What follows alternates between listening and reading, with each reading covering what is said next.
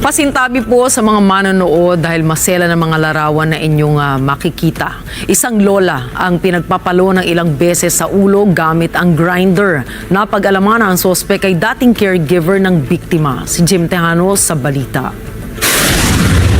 Dead on the spot ang isang 70 anyos na babae matapos umanong pukpukin ng electric grinder sa ulo. Nangyari mismo sa bahay ng biktima ang krimen sa Barangay San Isidro, Taytay Rizal, Miyerkules ng umaga. Sa investigasyon ng Taytay Municipal Police, nagtungo ang suspect sa bahay ng biktima mula Rodriguez, Rizal. Matapos pangako ang bibigyan ng trabaho. Ngunit nauwi sa pagtatalo ang pagkikita ng dalawa nang tila maungkat umano ng biktima ang isyu sa pamilya ng suspect. Noong October 21, kinokontak or chinachat na ng ating victim si suspect at pinapangakuan na bibigyan ng trabaho na magpunta sa Taytay Rizal. Ito naman po ating suspect ay pumayag. Nakonfirma po na magkasama sila sa ating investigation.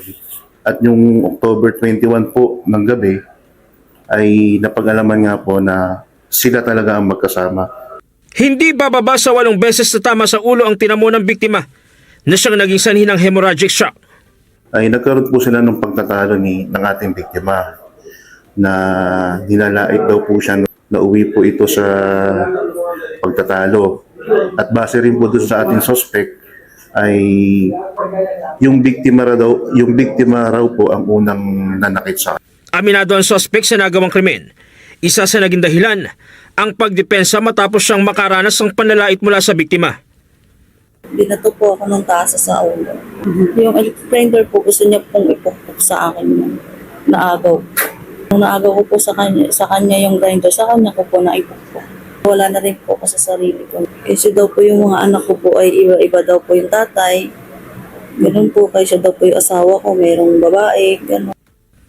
Naaresto ang suspect sa ikinasang hot pursuit operation ng pulisya at kasalukuyang nakakulong sa Taytay Police Custodial Facility na nahaharap sa kasong homicide. Jim Tejano, para sa mata ng Agila, matatag, matapang, matapat.